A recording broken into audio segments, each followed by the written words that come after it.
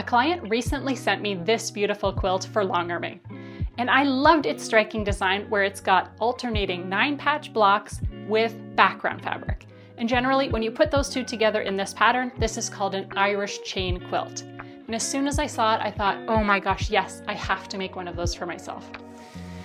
Only, I wondered what it would look like if I made the entire quilt out of 9-patch blocks, and I alternated some with dark corners and some with light corners. I'm picturing beautiful scrappiness to the max. In this video, I'm going to be sharing with you my very best tips for selecting fabric for these blocks, sewing them together accurately, and then pressing them so that every single seam is going to nest perfectly when you go to assemble your quilt top. And stick around because I've got a great offer from Mrs. Quilty, the sponsor of today's video. All right, let's talk strategy for choosing fabric for this project. I'm not sure if you noticed, but I think one of the biggest successes with my client's quilt, the reason that it looks so visually stunning, is that she used a combination of darker printed fabrics that were saturated in color and a lighter background fabric. And so she's got a lot of contrast between the prints and the background, which really makes the 9 patches pop. So that's what I want with my project as well. I want the 9 patches to pop. And I considered using a background fabric, but I decided I wanted to go a little bit more scrappy. So I'm going to be using all printed fabrics for my quilt. And I might be using some low volume prints as the lighter parts, etc. But I'm gonna stick with using all print fabrics, so no solids as a background.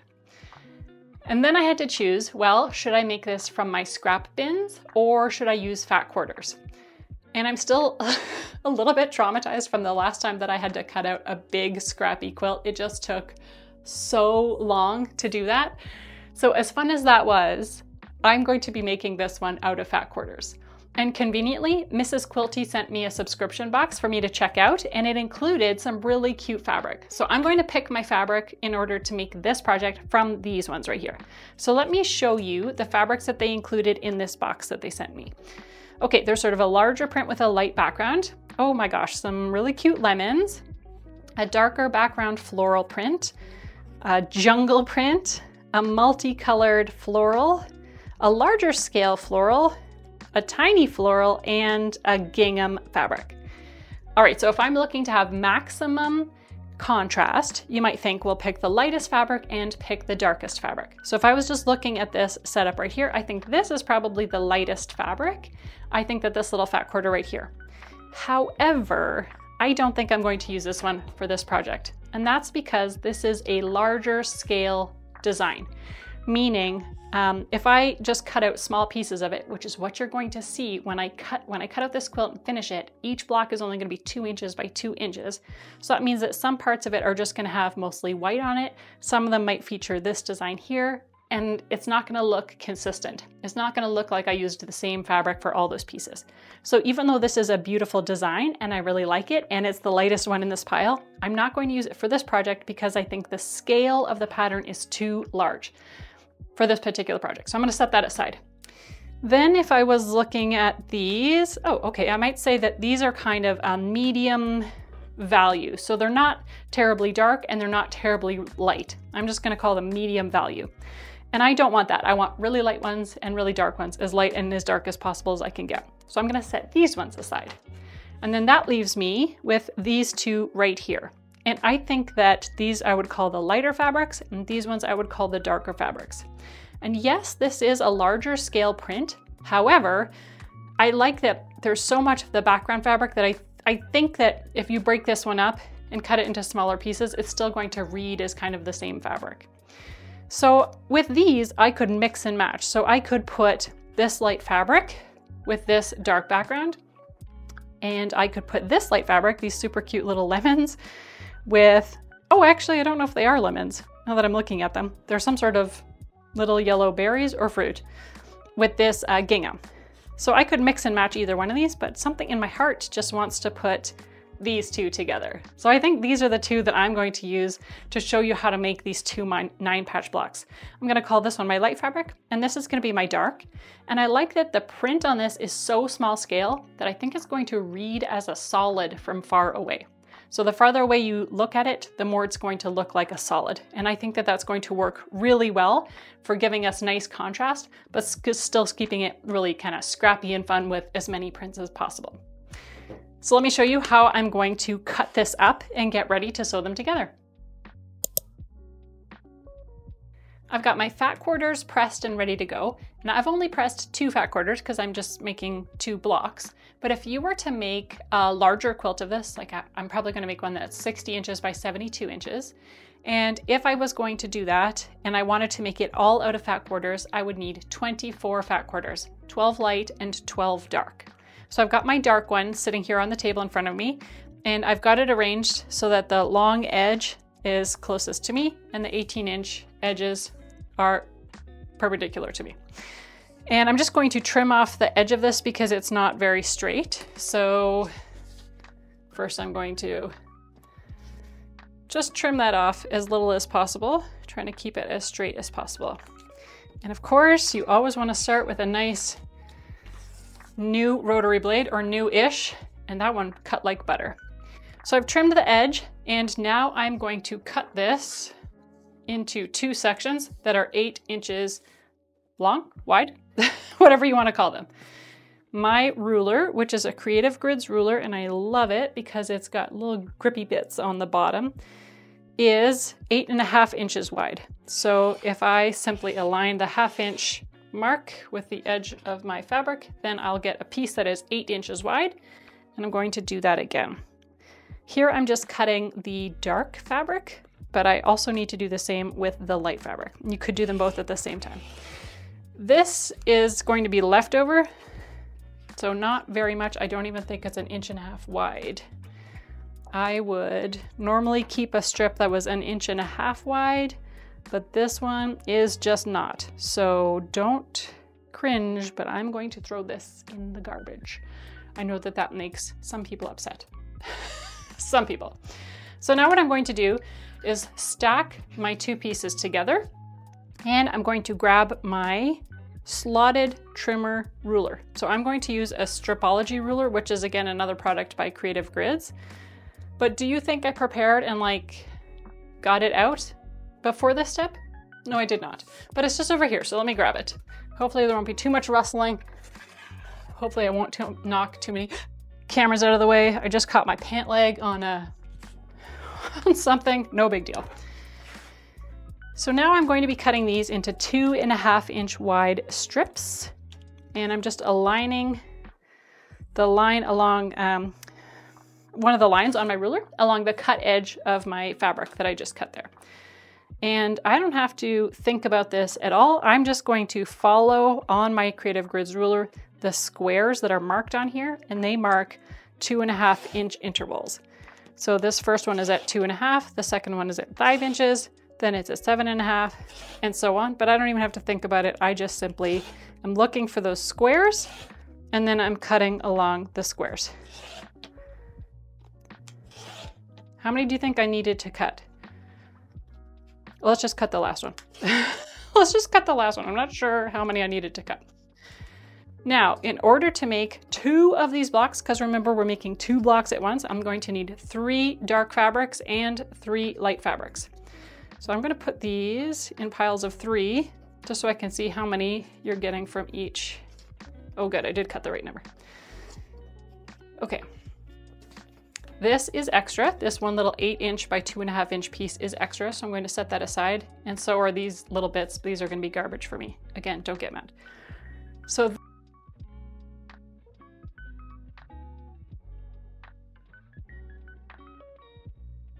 I need 6 of them to make 1 quilt block. So, sorry, when I mean 1 quilt block, I actually mean 2 blocks, because I'm making a pair of blocks that are 2 9 patches. So let's say that these ones were white ones. I need 3 dark and 3 light. So this would make 2.5 pairs of quilt blocks. So just trust me when I say that to do the math, you need to cut 24 fat quarters if you want one that is 60 by 72 inches. But I'm going to repeat the same thing with my light fat quarter, and I'm going to cut it up into 8 inch by 2.5 inch strips. I'm going to set these ones aside because I only need 3, to do this project in this video today. Here's my dark ones. Let me cut up my light one.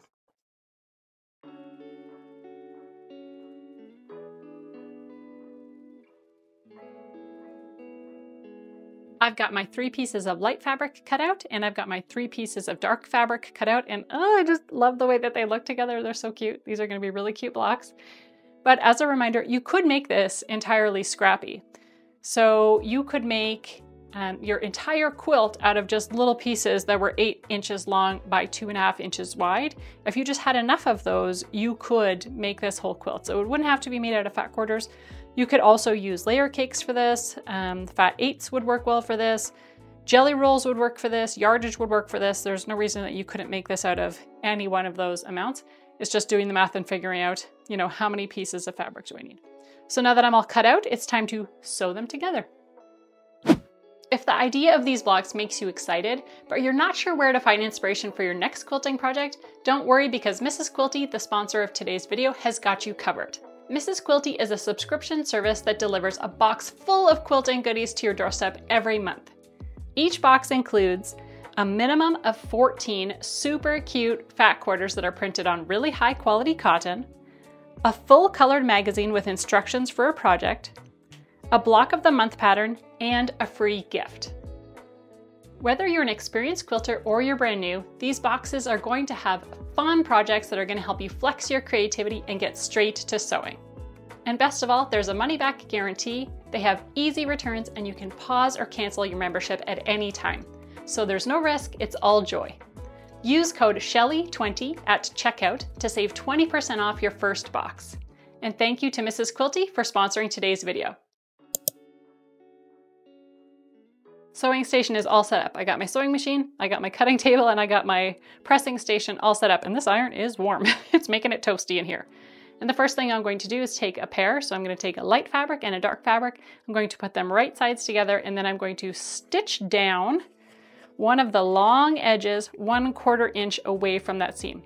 I'm going to do that with 1 pair of fabric, and I'm going to do that with 2 pairs of fabric, but not the 3rd pair, because I'll show you why in just one moment. So let me stitch these 2 together.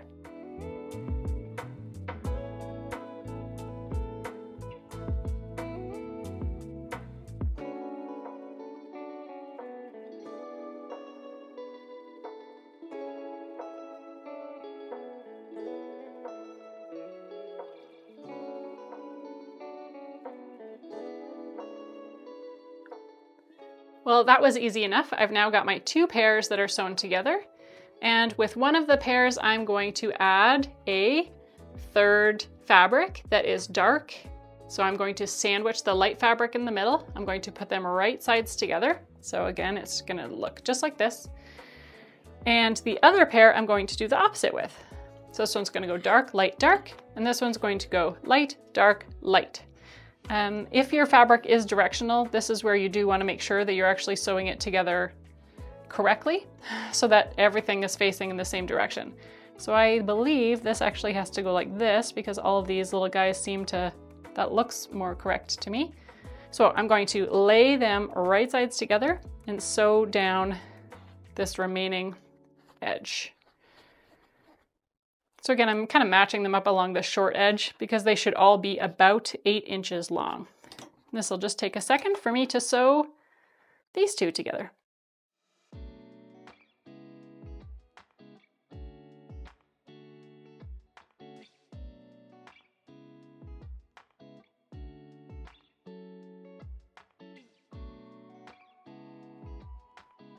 That's that one. Now I'll sew this next pair together.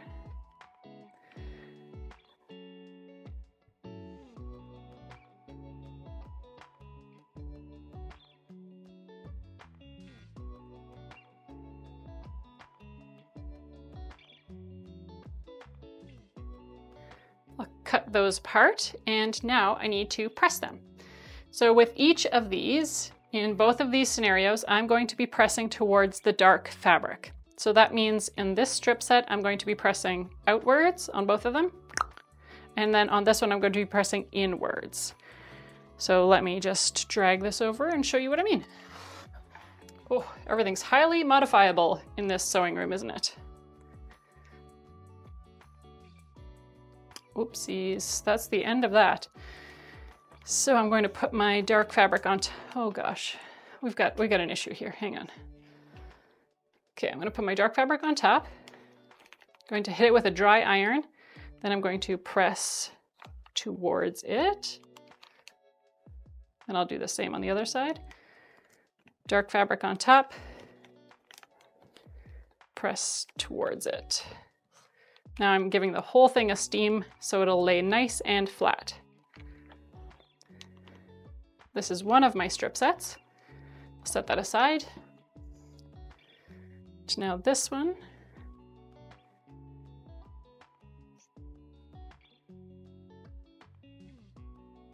Press towards the dark.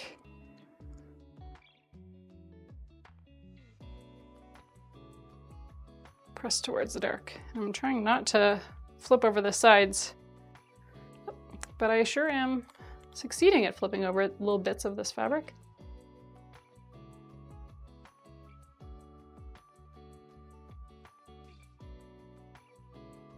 Okay, so here's my two strip sets. I've got dark, light, dark, and I've got light, dark, light. Now I'm going to cut them, and once again I'm going to use my slotted trimming ruler, which is my Creative Grids Stripology, and I'm going to cut those into 2.5-inch wide pieces. So let me grab my Stripology and I will cut those up. I'm going to start with my dark strip set, so dark, light, dark strip set.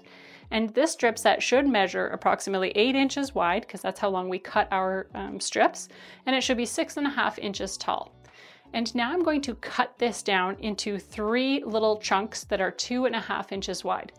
So in order to do that, I only need 7.5 inches of width, but I made this oversized so that it could be cut down using a slotted trimming ruler like I'm about to do. So you're gonna end up with really accurate little pieces. So I'm going to take my Stripology ruler and I'm going to lay it on my block, and I'm aligning one of the lines on the ruler with the bottom edge that I've cut here. And just making sure, a little tight on space on this desk, the way things are set up. So I just need to make sure that I'm going to be able to get the entire width out of there. So here we go, my first cut, just to trim off the edges. And then I've cut 1, 2, and 3. So I'm gonna have a little bit of waste on each side, but that's great because then that means I get to have really accurate little pieces. Then I'll have 3 little pieces that are dark, light, dark. And I'm going to take this and do exactly the same thing. I'm gonna cut it, aligning one of the ruler lines along the bottom edge of my strip set. I'm gonna make cut 1, 2, and 3. And I love this slotted trimmer because it is just so easy. The Stripology just makes it really easy to have really accurate pieces. Again, there's my little bits of waste on either side. Then I've got light, dark, light, and I've got 3 of those. So now I'm going to make my 2 9 patches, and I'm going to do them by alternating. So one 9 patch is going to go light, dark, light. Sorry, dark, light, dark, light, dark, you know? It's gonna make that pattern. That's a lot easier for me to say. And then I'm going to arrange the other one so that it's the opposite. So this little block is going to have a dark fabric in the top left-hand corner, and this little block is going to have a light fabric in the top left-hand corner. And I'm going to do this just the same way as I did before. I'm going to put them right sides together, and then I'm going to pick them up and make sure that I am nesting these little seams because the seams were pressed in opposite directions, which means they're going to lock into place. And I'm going to sew a 1/4 inch down this edge, and then I'm going to repeat and add on. So I should end up with, I'm just gonna add these all together by sewing 1/4 inch seams down these. So I'm gonna sew those together and then show you how to press them.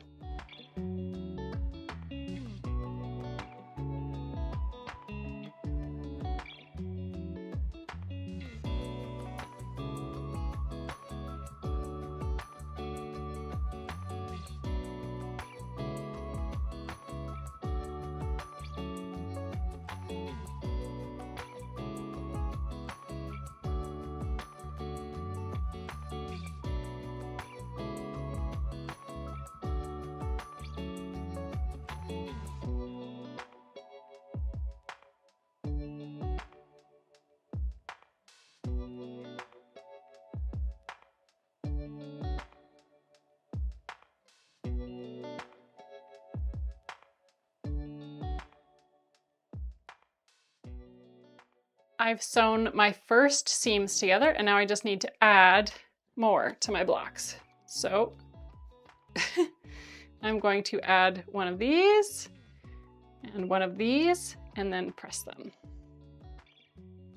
I like that this process creates 2 blocks at once rather than just sort of making 1 block at a time. I like that you end up making 2 blocks at once, and it feels like you're doubling your progress.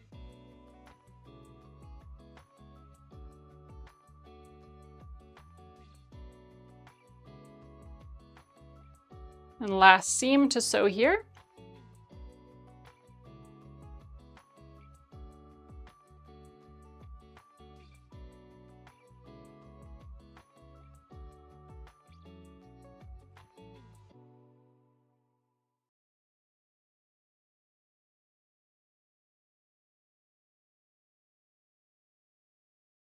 And here are my 2 little 9 patches. Of course, I'm not quite done yet. I need to press these final seams. Let me just kind of scoot this out of the way.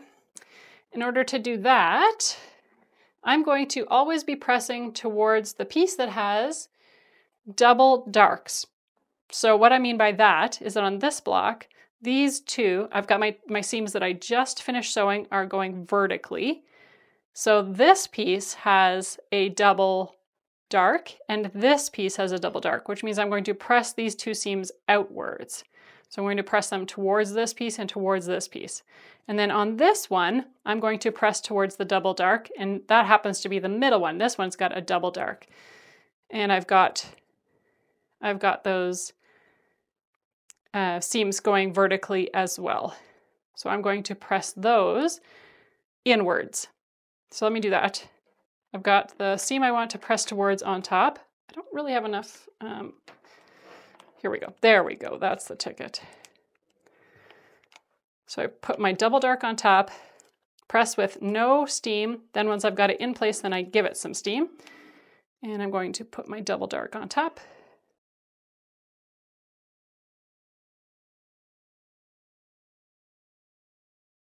I'm going to press give the whole thing a good steam so it lays nice and flat. A clapper might help here, but I find that the wool pressing mat works really well. And don't worry, in case you're worried about the wooden countertops, don't worry, I've got a little baking silicone sheet underneath there to protect it. So that's 1 little block done. Now I need to do the next one. Put the double dark on top. Press that in place.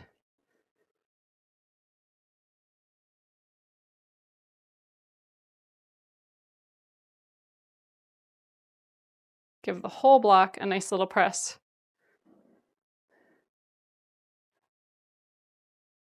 And there we go. So now I've created 2 adorable little 9-patch blocks, and they're going to fit together no matter what I do with them from this point. So if they are sitting next to each other in a quilt, they are going to nest perfectly, these seams, because the seams have always been pressed towards the dark fabric. And that's true whether they're sitting side by side or whether they're sitting on top of each other. So it doesn't matter how I orient this. If you've made this out of fabric that is in fact directional, you can spin it around however you need to spin it in order to make your fabric go up, because I promise it's just going to fit no matter how you put it together with the rest of your blocks.